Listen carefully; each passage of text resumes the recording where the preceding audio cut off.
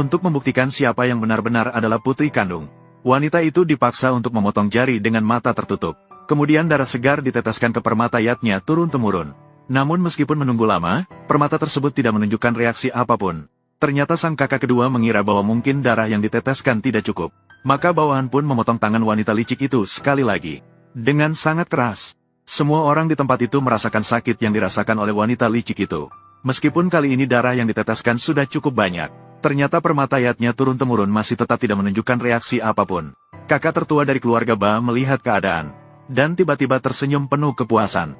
Karena dia dan dua adiknya sudah lama mengakui adik perempuan sejati mereka. Ternyata hanya 3 hari yang lalu, ketika mendengar kabar adik perempuan yang hilang selama 5 tahun, ketiga kakak dari keluarga kaya itu segera datang untuk membawa pulang adik perempuan mereka. Putri kecil Xin Yue, kami datang menjemputmu pulang. Selamat datang kembali, Nyonya. Siapa? Apakah mereka memanggilku?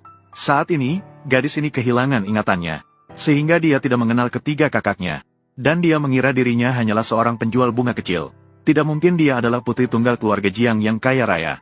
Ketika dia hendak pergi, ketiga kakaknya berlari menghentikan langkahnya. Saat itu, kakak tertua memberitahu gadis itu bahwa dia diculik 5 tahun yang lalu, dan baru hari ini berhasil ditemukan dan hidup kembali. Gadis itu bernama Jiang Xin Yue. Dia adalah satu-satunya putri keluarga kaya raya Jiang. Namun gadis itu masih mengira mereka salah orang. Bahkan mengatakan bahwa suaminya sedang pindah rumah sendirian, dan meminta dia pulang untuk membantu. Setelah berkata begitu, dia segera pergi. Suami, siapa lagi di dunia ini yang pantas untuk Xin Yue? Putri kecil Xin Yue kita sudah diculik oleh pria liar di luar sana. Dan, mengapa dia tidak mengenal kita? Apakah mungkin adik perempuan itu kehilangan ingatannya? Xin Yue, aku pasti akan membawamu pulang.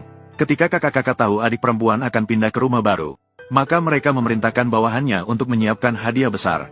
Siap untuk datang dan mengakui keluarga. Dan dijelaskan berkali-kali, hadiah berharga yang dikirim oleh bawahannya diberikan kepada tuan rumah baru.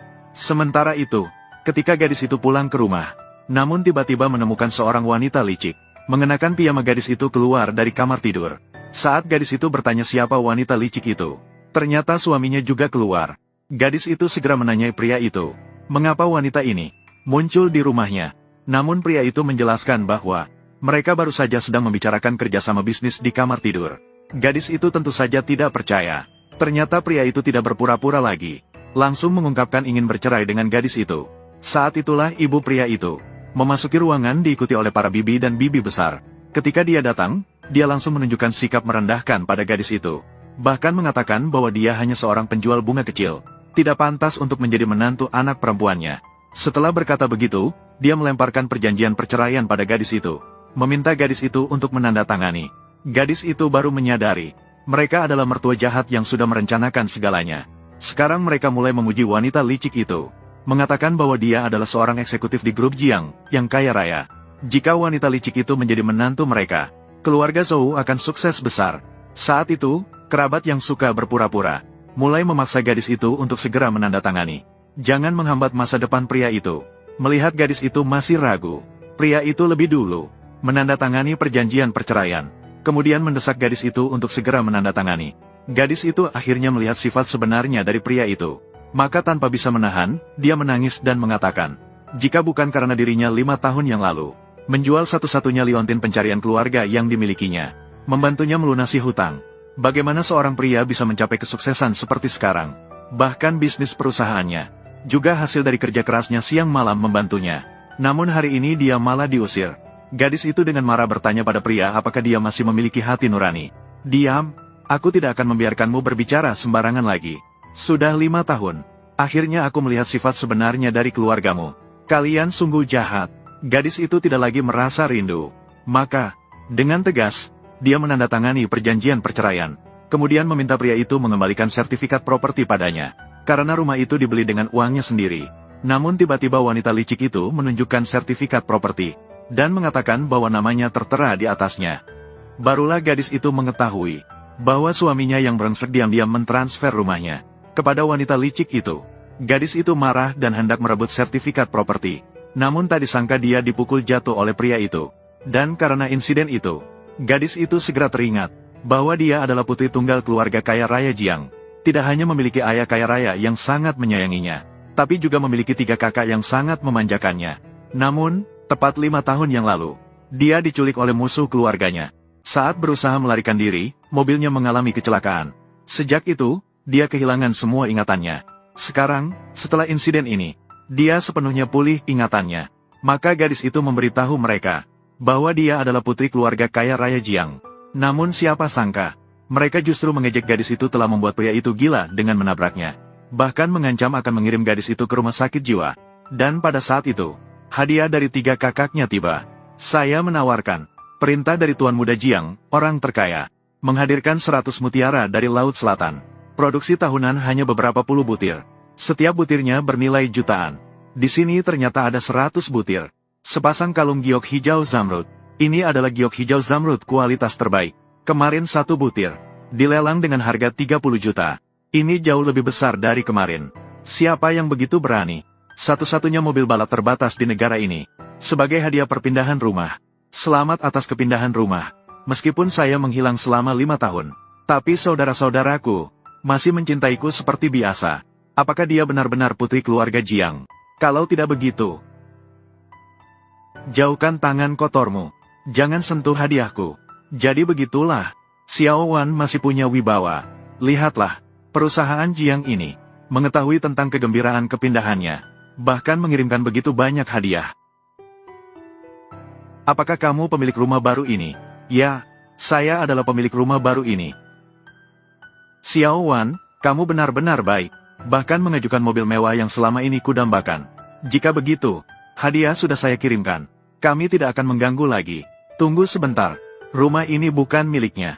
Saya adalah pemilik baru rumah ini. Jiang Xinyu, aku pikir kamu sudah gila. Malas mengurusimu. Tak terpikirkan bahwa kamu begitu tak tahu malu. Berani ambil hadiah orang lain. Saya adalah grup Jiang, manajer proyek cabang Yunsu. He Xiao Wan, ini adalah kantor pusat. Pengakuan atas kerja keras saya.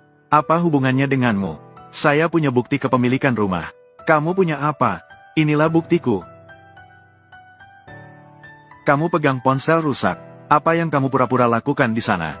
Apakah ketika 3 saudara laki-laki saya meminta kalian untuk mengirimkan hadiah, tidak mengatakan harus dikirimkan kepada siapa? Tuan Muda telah memerintahkan dengan jelas. Hadiah dikirimkan kepada pemilik rumah baru. Jangan pedulikan dia. Dia tidak terima ditinggalkan oleh anak saya.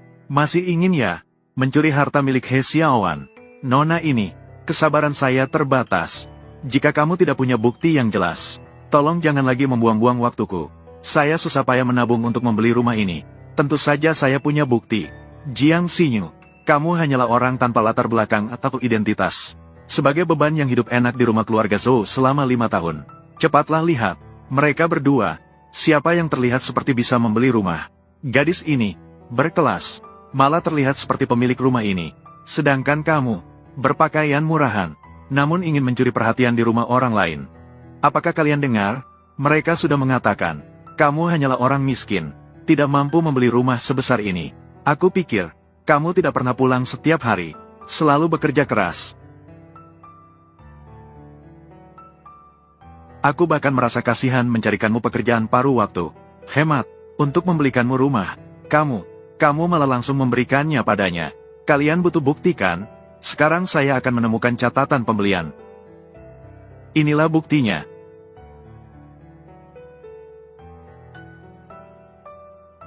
Berani menipu saya. Manajer He, bukan. Kasus ini, apakah kamu terlibat? Aku tidak keberatan mengajukan ke kantor pusat untuk menyelidiki masalah etika staf lapangan. Saya sama sekali tidak tahu tentang hal ini. Dia dengan tegas mengatakan bahwa rumah ini dibelinya dengan uangnya.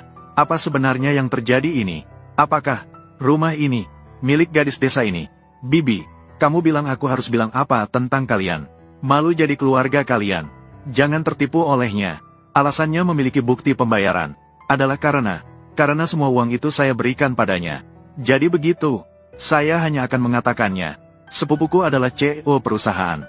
Tugas kecil seperti ini seharusnya bisa kamu lakukan. Kamu tidak bisa mengambil catatan transaksi, lalu keluar dan menipu orang. Zhou Yan, apa yang kamu bicarakan di sini? Setiap hari kamu, selain berbaring di rumah atau bermain game, setiap kali kamu pergi, tidak pernah membawa pulang sepeser pun. Kamu malah mengatakan bahwa uang-uang ini, semuanya kamu serahkan padaku. Kamu masih punya sisa harga diri atau tidak? Fakta lebih penting daripada kata-kata. Argumen mereka masuk akal dan berdasar. Jika kamu tidak memiliki bukti lain, maka hadiah ini untuk diserahkan kepada grup Jiang kami. Manajer He, rumah ini adalah properti milik keluarga Jiang kami. Atau, saya akan melakukannya sekarang. Jiang Xinyu, sudah cukup. Saya sebenarnya ingin membiarkanmu pergi. Tidak terduga kamu memperburuk tuduhan palsu terhadap saya. Baiklah, jangan salahkan saya jika saya menjadi tanpa belas kasihan. Tuan, barusan gadis ini mengatakan bahwa dia adalah putri keluarga Jiang. Hanya dengan ini, tidak ada hal lain yang penting. Sudah cukup untuk menuduhnya kejahatan besar keluarga Jiang. Barusan dia mengatakan bahwa Xiaowan adalah orang ketiga, mengatakan bahwa rumah ini miliknya. Dia juga mengatakan bahwa dia adalah putri keluarga Jiang. Semua orang mendengarnya, benar kan? Kamu mengatakan bahwa kamu adalah putri Jiang. Benar, saya adalah putri keluarga Jiang, pewaris tunggal keluarga Jiang. Jiang Xinyu, berani sekali. Putri keluarga Jiang menghilang selama 5 tahun. Selama periode ini, banyak orang yang berpura-pura menjadi dia. Jiang telah memberikan perintah yang jelas. Siapapun yang berani berpura-pura, tidak akan diampuni. Kamu berani mengatakan di depan saya, omong kosong. Jika saya berbohong, silakan berbuat sesuka hati. Tapi yang saya katakan adalah kenyataan. Apakah itu benar? Bukan kamu yang menentukan. Seperti kamu yang licik, wanita yang penuh tipu muslihat. Bagaimana mungkin mulutmu bisa berkata jujur? Memang begitu. Wanita ini adalah ahli berbohong. Kita harus mengurungnya. Jangan biarkan dia mengganggu kita lagi. Jiang Xinyu, semua ini adalah kesalahanmu sendiri. Layak mendapatkannya. Datanglah. Bawa pergi. Tuan muda kedua keluarga Jiang, Jiang Beiting datang. Dia adalah kakak Beiting. Dia datang menyelamatkan saya. Tuan muda kedua Jiang Beiting datang. Kakak Beiting, aku di sini. Cepat datang bantu. Tuan Jiang. Ibu, apa yang sedang kamu lakukan? Tuan muda Jiang akan segera datang. Yan, Tuan muda keluarga Jiang datang khusus untuk memberi selamat padaku. Apakah kamu ingin melihat wanita ini berbicara sembarangan di depan Tuan Jiang? Menghina kita. Kamu berbicara jujur padaku. Aku bilang padamu, atau Xiaowan punya kemampuan. Kamu nanti berusaha untuk mendapatkan kontrak keluarga Jiang. Ditandatangani olehku. Berikan saja ini padaku. Atau kita akan malu di sini. Kakak pergi ke toilet. Jangan biarkan dia merusak rencana Yaner kita. Ya, ibu. Cepat, tarik dia masuk. Jangan mengganggu saya menyelesaikan urusan. Cepat. Ayo pergi.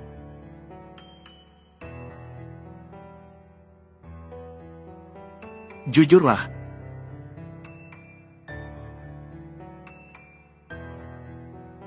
Pak Jiang, saya He Xiaowan. Saya adalah manajer proyek perusahaan kita. Aku baru saja bertanya padamu. Kamu sedang sibuk-sibuknya melakukan apa? Pak Jiang, ibu saya sakit perut. Maafkan kelucuan ini.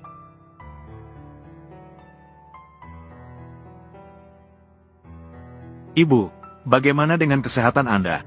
Anak, saya baik-baik saja di sini. Jaga baik-baik tamu di luar. Hadiah sudah diserahkan. Di mana orang yang saya cari? Pak Jiang, terima kasih atas hadiahnya. Saya sangat menyukainya. Pak Jiang, saya memang mengikuti instruksi. Memberikan hadiah kepada pemilik rumah baru ini. Dan pemilik rumah baru ini, itu nona dia. Bukan dia yang aku cari. Hadiah dikirim ke alamat yang salah. Ini kesalahan bawahan saya. Silakan hukum saya. Sepertinya adik ketiga yang salah alamat. Ini bukan kesalahanmu. Ambil kembali hadiahnya. Kita pergi. Apakah akan terjadi sesuatu? Itu Bibi.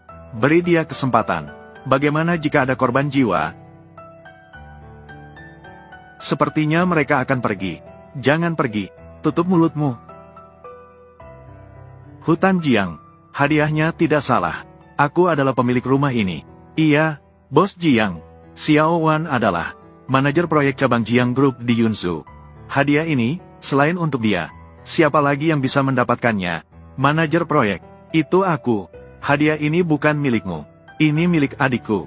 Namun Jiang Group akan memberikan satu untukmu. Pesanan bisnis dengan nilai jutaan. Sebagai kompensasi.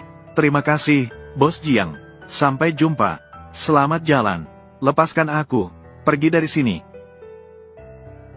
Perutku sakit sekali.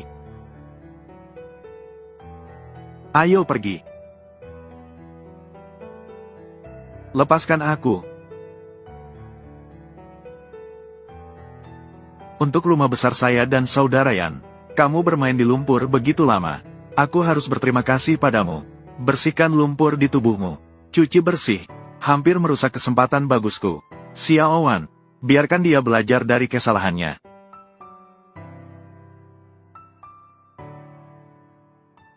Disebut apakah itu? Bukankah itu hanya air sedikit hangat?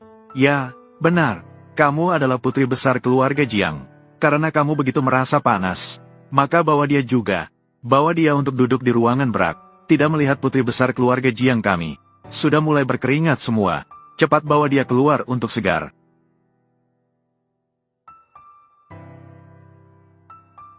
Kakak kedua, mengapa hanya kamu sendiri? Adik kemana? Salah paham. Di dalam rumah ini tidak ada adik perempuan. Sebenarnya saat saya memberi hadiah, di dalam kamar masih ada seorang wanita lain. Tapi tadi memang tidak terlihat. Dan apa? Katakanlah, dia mengatakan dirinya adalah putri besar keluarga Jiang. Xin Yue. Jiang Beiting. Adik perempuan harus dijaga dengan baik. Aku belum selesai denganmu. Turunkan suhu AC sedikit lagi untukku. Tidak melihat putri besar kami. Sudah mulai panas dan berkeringat semua. Biarkan aku melakukannya. Turunkan sedikit suhunya. Zhou Yan, aku sudah menjadi istrimu selama 5 tahun. Kamu hanya diam saja. Melihat mereka perlakukan aku seperti ini, kamu hampir merusak hubungan baikku dengan Xiao Wan. Aku berharap kamu mencintaiku. Kalian semua tidak akan berakhir dengan baik. Kau gadis mati. Berani mengutuk anak dan menantuku lagi. Kamu, lihat saja nanti aku tidak membunuhmu. Tante, karena orang seperti ini, tidak perlu marah. Jika tetangga mengetahui, dia hidup tidak teratur, akan jadi bagaimana? Lepaskan pakaiannya dan berikan padaku. Buang ke jalan besar. Jika dia tertangkap berselingkuh dengan kami di tempat tidur, kakak laki-laki saya bercerai. Itu akan menjadi wajar. Lepaskan pakaiannya sekarang. Xiao Wan, kamu masih yang terbaik bagiku. Selalu memikirkan aku di setiap kesempatan. Lepaskan aku, tolong. Diam. Hanya melepaskanmu pakaiannya. Maukah kamu memperlihatkannya kepada orang lain? Ini bukan soal nyawa kamu. Apa bedanya? Kamu sudah telanjang. Lihat siapa yang akan menyelamatkanmu. Apakah kalian mencari mati?